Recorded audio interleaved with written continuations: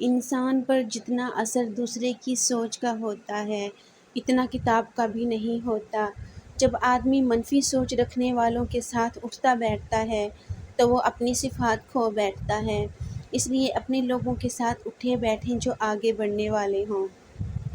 سب کچھ ہونا زندگی نہیں ہوتا، جتنا ہو اس میں پوری طرح سے خوش رہنا زندگی ہوتا ہے۔ اتنی تکلیف برے حالات کی نہیں ہوتی جتنی اس شخص کے منہ سے تسلی کے الفاظ سن کر ہوتی ہے جس کی بدنیتی سے آپ آگاہ ہو چکے ہوں۔ بھروسہ ایک ایسا احساس، ایک ایسا عمل ہے، اگر ہو جائے تو سب سے بہترین اور اگر ٹوٹ جائے تو سب سے بدترین۔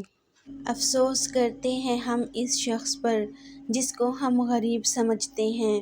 ہم اپنی خوشیوں کے وقت میں اس کو اپنے پاس نہیں بلاتے لیکن وہ میت میں سب سے پہلے پہنچ جاتا ہے۔ تھوڑی بہت کمی بھی ضروری ہے، انسان ہو تو انسان لگنا بھی ضروری ہے۔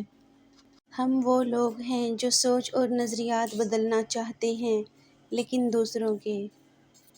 امیروں سے نہ ڈرو بلکہ غریبوں کی آہ سے ڈرو، اس لیے کہ اگر امیر بھاگے گا تو وہ حاکم کے دروازے پر جائے گا اور اگر غریب نے آہ بھر لی تو وہ اللہ کے دروازے کو کھٹکھٹائے گا۔ قابل فخر تو نبھانے والے ہوتے ہیں، چاہنے والوں کی تو قطاریں لگی ہوتی ہیں۔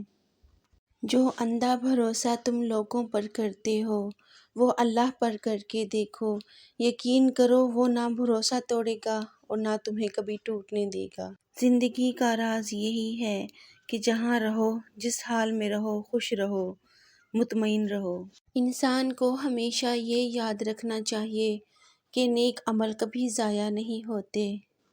ہم کسی کو کہہ کر اپنے لیے مخلص نہیں کر سکتے۔ اخلاق تو ایک دلی احساس ہے، یہ خود پیدا ہو جائے تو ٹھیک ورنہ ساری باتیں رائیگاں۔ وہ الفاظ دوسروں سے کبھی نہ کہیں جو آپ دوسروں کے منہ سے اپنے لیے نہیں سننا چاہتے۔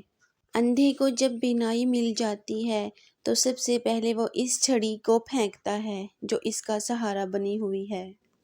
یقین کی پختگی اور اخلاق کا حسن جس انسان میں ہو وہ ایک ہی وقت میں خالق اور مخلوق دونوں کا محبوب بن جاتا ہے۔ اس بھاگتی زندگی میں کم از کم اتنا ٹھہراؤ ضرور پیدا کریں کہ آپ سکون سے نماز پڑھ لیں۔ تصویر اور تصور خوبصورت ہوتے ہیں مگر حقیقت چونکا دیتی ہے۔ سب سے بھوکی چیز انا ہوتی ہے، یہ تعلقات تک ہڑپ جاتی ہے۔ جس طرح ایک ماں بچے کی پیدائش کے دوران تکلیف سے دوچار ہوئی ہے، اسی طرح ایک نئی شخصیت کو جنم دینے کے لیے تکلیفیں اٹھانی پڑتی ہیں۔ مصیبت میں صبر اور نماز وہ کنجیاں ہیں جو آپ کو اللہ تعالیٰ کا ساتھ دلواتی ہیں۔